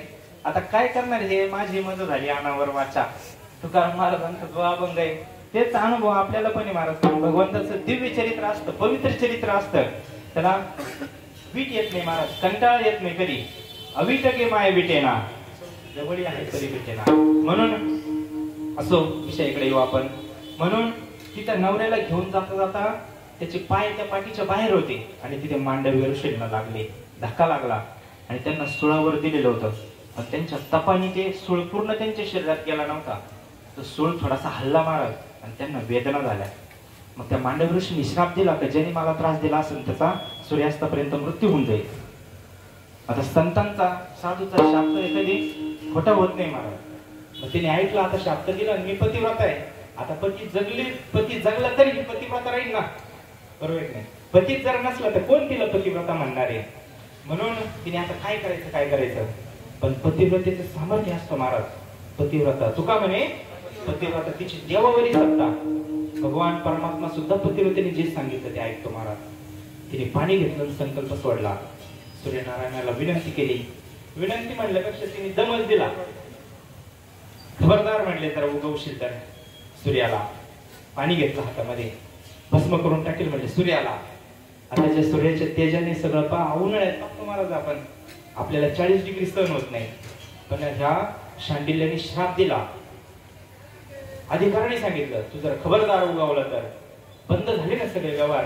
आता सूर्य उगवला नसते तर आपले व्यवहार सगळे बंद झाले असते. म्हणजे सगळे व्यवहार चालू होण्यासाठी सूर्योदय आवश्यक आहे. पंचमहाभूत आहे, ही सत्ता आहे त्यांची आणि ते जीवन जगण्यासाठी आवश्यक आहे. म्हणून सगळ्यांना काळजी लागली, सगळ्या देवांना काळजी लागली. मग काय करायचं. आता ही पतिव्रता आहे, कोणाची ऐकत नाही. सूर्योदय झाला तर पती मरण पावेल, मग काय करायचं. म्हटले आता ही पतिव्रता आहे ना, हिला एखादी पतिव्रताच बोलून पतिव्रताच बोलवा, त्या पतिव्रतेचं ती समजून सांगा. आपल्या कोणाचं सामर्थ्य नाही हिला समजून सांगायचं. मग सगळ्या देवतांनी विनंती केली अनुसया मातेला, आता तूच जगामध्ये श्रेष्ठ पतिव्रता आहे, तूच चाल आणि तिला समजून सांग. मग तिने समजून सांगितलं, बाई असं नाही चालणार, जन्म मृत्यू हे ठरलेलं आहे. आयुष्य संपलं, श्वास संपले तर सगळ्यांना सोडून जावं लागणार आहे. तुझ्या पतीचं आयुष्य तेवढं होतं, तू गेला, आता जाणार तो. म्हणून तू सगळ्यांच्या जीवनाला काय आधीच धरू नको. सूर्योदय होऊ दे, पण ती ऐकायला तयार नाही. म्हणजे सूर्योदय होऊ दे, मी तुझ्या पतीला जिवंत करेन. कारण सामर्थ्य होतं, पतिव्रता होती अनुसया माता, मी तुझ्या पतीला जिवंत करते म्हटले. येऊ दे, उगू दे सूर्याला. सूर्याला उगू दिला महाराज तिने, आणि तो मेलेला पती तिचा अनुसया मातेने परत संकल्प केला, पाणी घेतलं. आता ही पतीची शक्ती होती, अत्रि ऋषींची शक्ती होती, त्यांचं तीर्थ कायम सोबत राहायचं अनुसया मातेंच्या. आणि ते तीर्थ घेऊन त्या शांडिल्यच्या पतीवर अनुसूया मातेने ते शिंपडलं आणि तो परत जिवंत झाला. अशी अनुसूया मातेची ख्याती पसरली सगळीकडं, भरपूर ख्याती झाली. आणि मग ते स्वर्ग लोकापर्यंत, वैकुंठापर्यंत तिची ख्याती गेली, कैलासापर्यंत ख्याती गेली. नारद मुनी महाराज सगळीकडं जर मेसेज एखादा, आता जसं व्हॉट्सअप आहे, इतर साथ नाही, सोशल मीडिया आहे, तसं त्या काळाचं सोशल मीडिया म्हणजे नारद मुनी. तसे महंत आहे, महर्षी ते देवऋषी आहे, संत आहे. पण भगवंताची काय लीला असेल महाराज, ते गेले वैकुंठामध्ये आणि म्हटले, काय तुम्ही पतिव्रता आहे, अशी पतिव्रता आहे म्हणले, पृथ्वीवर मेलेला माणूस जिवंत करतो म्हणे. आमच्यापेक्षा कोण पतिव्रता श्रेष्ठ असू शकते? लक्ष्मी माता म्हणे वैकुंठामध्ये. कैलासावर गेले पार्वती माता, इकडे ब्रह्मदेवाकडे गेले, ब्रह्मणी होते. तुमच्यापेक्षा श्रेष्ठ पतिव्रता आहे पृथ्वीमध्ये, पृथ्वी लोकांना, आमच्यापेक्षा श्रेष्ठ. यांना थोडा अभिमान होता, असं होऊ शकत नाही, आम्ही सगळ्यात श्रेष्ठ पतिव्रता आहे म्हणले तिघी जणी. आणि ही कोण आली? असं नाही. आता कसं आहे, माणसाला थोडस आपल्यापेक्षा एखादा वरचढ असला ना, थोडस ईर्ष्या द्वेष साहजिकच तयार होतो आणि मग त्याला खाली खेचायचा प्रयत्न चालू होतो. तर इथं नाही तसं कोणी. आणि सगळ्यांनी म्हटले आपलेच सगळे श्रीमंडळ आपलेच आहे, महाराज आपलेच माणसं मोठे करू, इथं नाही कोणी, तिथलं सांगतोय. म्हणून सहन नाही झालं त्यांना. म्हटलं आपण इथं सत्वाची परीक्षा बघू, सत्व हरण करू अनुसूया मात्याचं. आणि म्हणून माझा सांगणार कोणला आहे? बायकोला काम सांगायचं म्हटल्यावर सोपा प्राणी एकच, नवरा. तिघींनी पण तिघांच्या नवऱ्याला सांगितलं. इकडं भगवान विष्णू, शंकर भगवान आणि ब्रह्मदेव, तुम्ही तिघं जा आणि तिचं सत्व हरण करा म्हणले. आमच्या इतकी तिची पात्रता राहिल्या नाही पाहिजे, आमचा इतका अधिकार तिचा राहिला नाही पाहिजे, म्हणून तिचं सत्व हरण करा म्हणले अनुसार. आणि मग हे तिघ देव यांनी साधूचा वेश धरला आणि गेले अत्रि ऋषींच्या आश्रमावर सत्व पाहायसाठी. आणि भिक्षाम देही म्हणून आवाज दिला, भिक्षावाला कोणी. आता हे ऋषी गेले होते तपश्चर्याला, नदीच्या कडेला. स्नान संध्या काय असेल, संतांची त्रिकाल संध्या असते म्हणून हे संध्येसाठी गेले होते. आणि माता एकट्याच होत्या घरी. हे तिघ जण आले, ती वेळ पाहून आले आणि भिक्षा मागितली. पण म्हणले आम्हाला इच्छा दान पाहिजे, इच्छा भोजन पाहिजे. इच्छा भोजनाची व्यक्त केली मागणी. इच्छा भोजन काय पाहिजे? इच्छा भोजन द्या, ते नग्न होऊन द्या म्हटले भोजन. आता सत्वच हरण करायचं ना. आता ही पतिव्रता आहे, पतिव्रतेला परपुरुषाकडे पतिव्रता पाहत सुद्धा नाही महाराज. पतिव्रतेचं फार वेगळे लक्षण आहे का त्या पतिव्रतेला जगात तिचा पती सोडून दुसरा पुरुषच नाही असं तिची मान्यता असते. अशी जगामध्ये पुरुषच नाही दुसरा माझा पती सोडून, ती पतिव्रता असते. आणि ती असं परपुरुष समोर सुद्धा जात नाही. पहा महाराज, कुलवान घरातल्या स्त्रिया, ज्या कुलस्त्रिया असतात ना, त्या मोठ्याने बोलत सुद्धा नाही, मोठ्याने हसत सुद्धा नाही घरामध्ये. ज्यांच्या घरात संस्कार आहे, कोणी जर बाहेर चाललं तर समोर जात नाही. मग यांनी इच्छादान मागितलं आणि ते पण लग्न होऊन वारा म्हणते आम्हाला, तर आम्ही संतुष्ट होऊ आणि तुम्हाला आशीर्वाद देऊ. आता अनुसूया मातेने विचार केला, जर नाही वाढलं तरी मग विनमुख गेली अतिथी घेऊनच आहे पुण्य संपत्ती. अतिथी जर विनमुख केला तरी आपलं पुण्य जाणार आहे. आणि आपण त्यांना वाढलं निर्वस्त्र होऊन तरी पण आपलं सत्व जाणार आहे. काय करायचं मग? मग तिला आठवण झाली का आपल्या पतिदेवांनी तीर्थ ठेवलेलं आहे. मग ते तीर्थ घेतलं अनुसूया मातेने आणि ते तिघांवर शिंपडलं. तिघ लहान बालक झाले महाराज. आणि भगवान दत्तात्रेयांच्या रूपामध्ये कथा भाग थोडा मोठा आहे महाराज, पण तिथं खरा अजून सांगायसारखं बरेच आहे, पण आपली वेळ संपलेली. म्हणून अशा त्या भगवान दत्तात्रेयांचा तिथे जन्म आहे महाराज. त्या तिघांनी तिथे जन्म घेतला अत्रि ऋषींचा आणि अनुसूया मातेच्या आश्रमात भगवान दत्तात्रेयांचा जन्म झाला. म्हणून आपण जन्माचा एक अभंग घेऊ आणि जन्म करून घेऊ.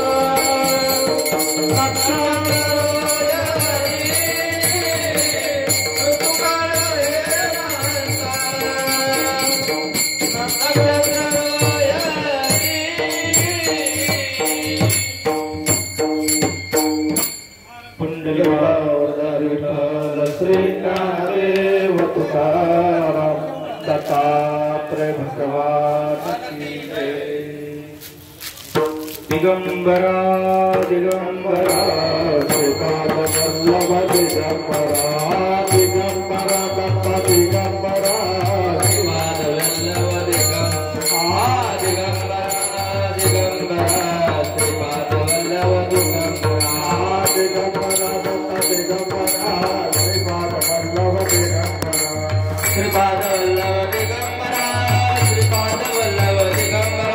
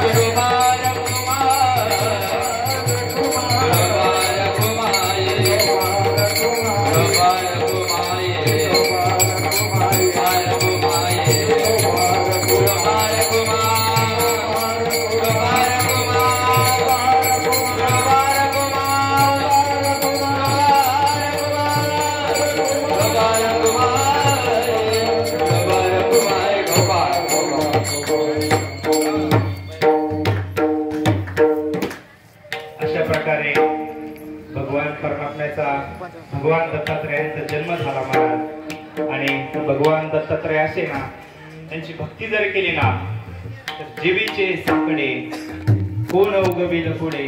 भगवान दत्तात्रय असे त्यांना विनंती जर केली ना आपण तर प्रत्येक आपली इच्छा पुरवतात महाराज. संत असे संतांच्या रूपामध्ये अवतार आहे बरं का हा. कारण अवधूत चिंतन श्री गुरुदेव दत्त म्हणतो ना आपण, हे गुरूंच्या रूपामध्ये संतांच्या रूपामध्ये भगवान दत्तात्रयांचा अवतार आहे महाराज. म्हणून हा अवतार आपल्यासारख्यांच्या रंजल्या गांजल्यांसाठी अवतार आहे. म्हणून या दत्तात्रयांची सेवा जर केली ना महाराज तर निश्चित आपल्याला त्या 20व्या पर्यंत तुझी अवधूत मूर्ती माझ्या जीवाची विश्रांती, त्या विश्रांतीपर्यंत ह्या जीवाला विश्रांती पाहिजे. जीव तापलेला आहे, त्या विश्रांतीपर्यंत नक्कीच भगवान दत्तात्रय आपल्याला घेऊन जातील. म्हणून शेवट अजून एक वर्णन तुकाराम महाराज करतात. ते कोणाच्या पोटी अवतार झाला, कोणाचा मुलगा आहे, भगवान दत्तात्रयांची आई कोण आहे असं महाराज शेवटच्या चरणामध्ये वर्णन करतात.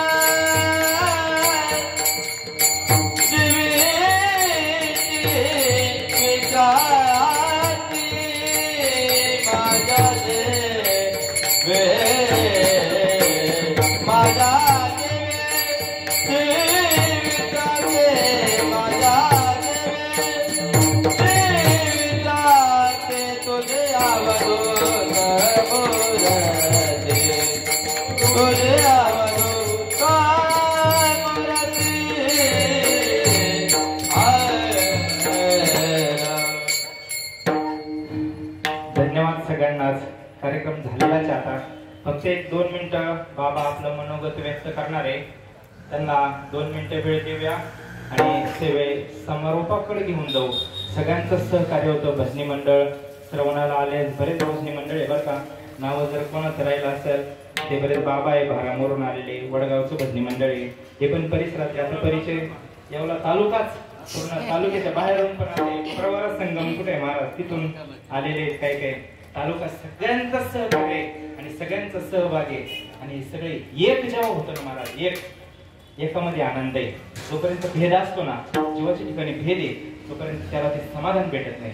जेव्हा एक होईल ना भगवंताच्या कृपेने, आहे ना, नुहे सारिता निराळे लवण मिळविता जेडे, जेव्हा भगवंताशी आपण एकरूप होऊ, संतांशी जेव्हा एकरूप होऊ, तेव्हा हे भगवान दत्तात्रयांची कृपा आपल्यावर होईल आणि जीवाला विश्रांती भेटेल. बाबा 2 मिनिटं मनोगत व्यक्त करतील. आपण जय विठ्ठल करू. ज्ञानेश्वर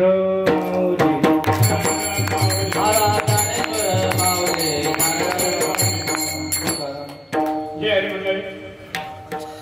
आज या पवित्र पावन भूमीमध्ये सालाबाप्रमाणे दत्तात्रयांच्या कृपेनं त्यांच्या जन्माचा हा सोहळा संपन्न झालेला आहे.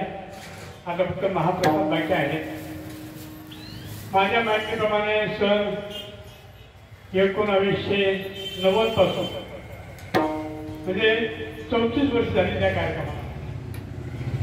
या ठिकाणी 87 साली डेब्यू झाला.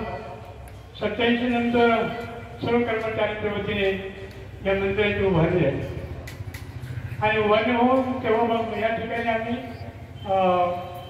आपले ज्ञानस्वामींचे उत्तराधिकारी शांतिगिरी महाराज त्यांच्या हस्ते या ठिकाणी या मूर्तीची प्राणप्रतिष्ठा झाली आणि तेव्हापासून सतत हा सोहळा चालू आहे आणि हा सोहळा चालतो तो या ठिकाणी असलेले प्रमुख अधिकारी या सर्वांचे सहकार्य.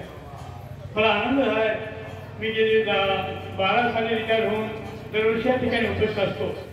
आतापर्यंत बरेच आगार व्यवस्था माझ्या पश्चात येऊन गेले. परिचय नसल्यामुळे मला संपर्क साधता येत नव्हता. आमचे हिरे साहेब खरोखर मला एक मनस्वी आनंद झाला. हो,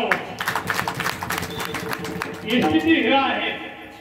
त्यांनी मला फोन केला, बाबा जसा जास्तीत जास्त मोठा कार्यक्रम करता येईल करा.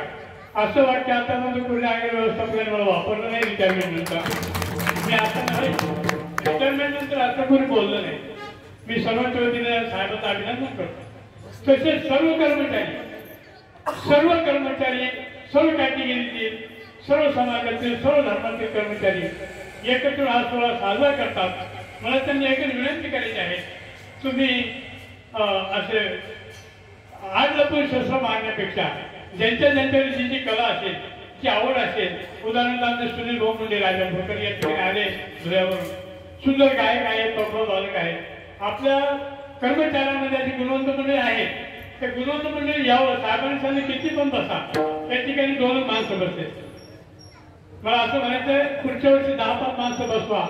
सर्वांनी पुढे या आणि हा सोहळा अगदी मोठ्या आनंदाने साजरा करा.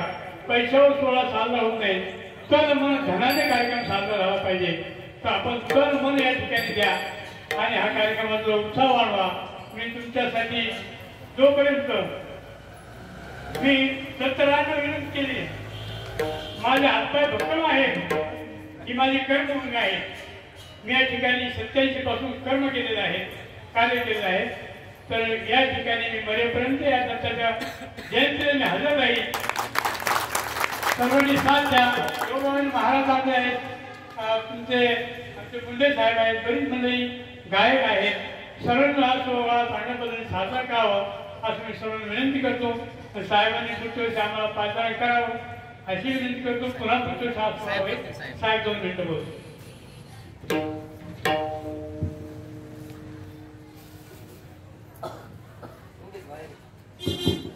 जय हरी मंडळी.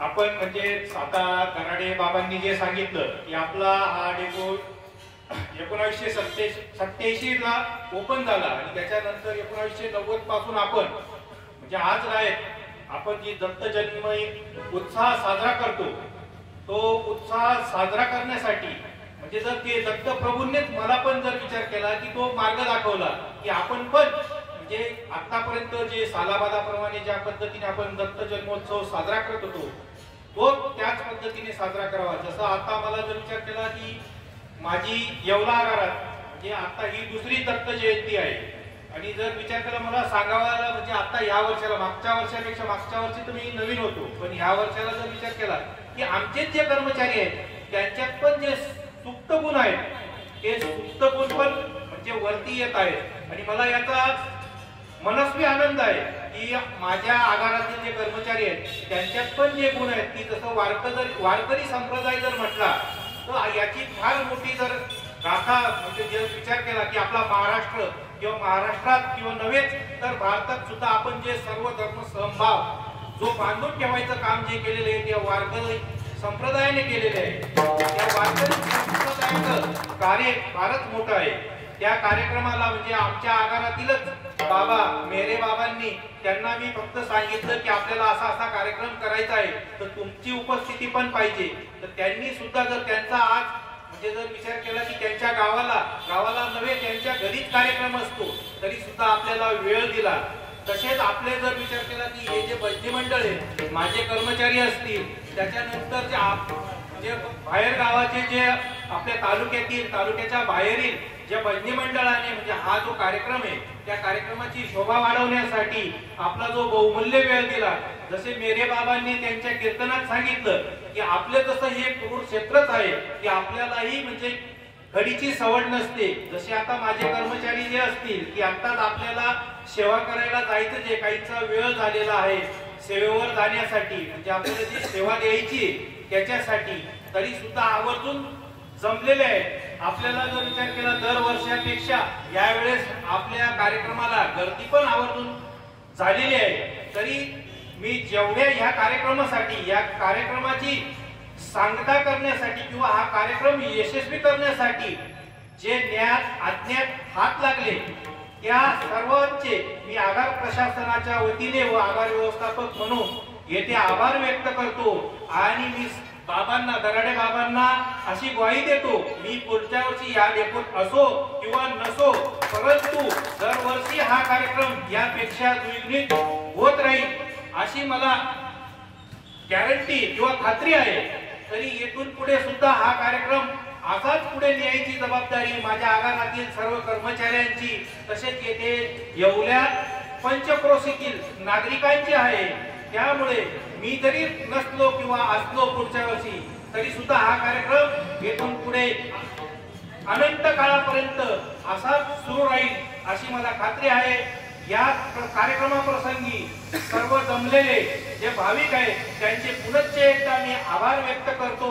आणि आत्ताच आपण जर विचार केला की हा कार्यक्रम संपल्यानंतर आपल्या आगाराच्या वतीने सुरुची भोजनाची व्यवस्था करण्यात आलेली आहे. तरी सर्वांनी त्या सुरुची भोजनाचा म्हणजे प्रसादाचा उपभोग घ्यावा अशी मी इच्छा व्यक्त करतो आणि येथेच माझे 2 शब्द संपवतो. जय हरी. जय विठ्ठल जय विठ्ठल जय हरिचा जय विठ्ठल जय हरिचा जय विठ्ठल मा बोली दे कोरे दे बांधुडे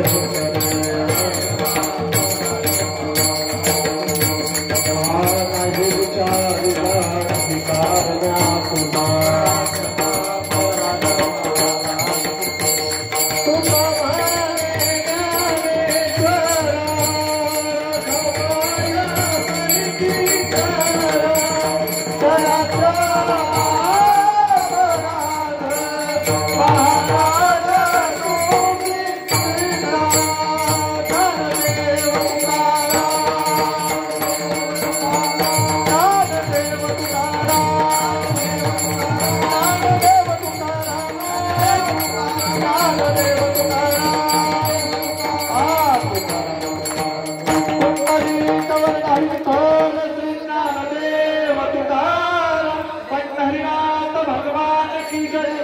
ज्ञानेश्वर महाराज की जय. जगद्गुरु तुकाराम महाराज की जय. अवधूत चिंतन श्री गुरुदेव दत्त गोपाल कृष्ण भगवान की जय.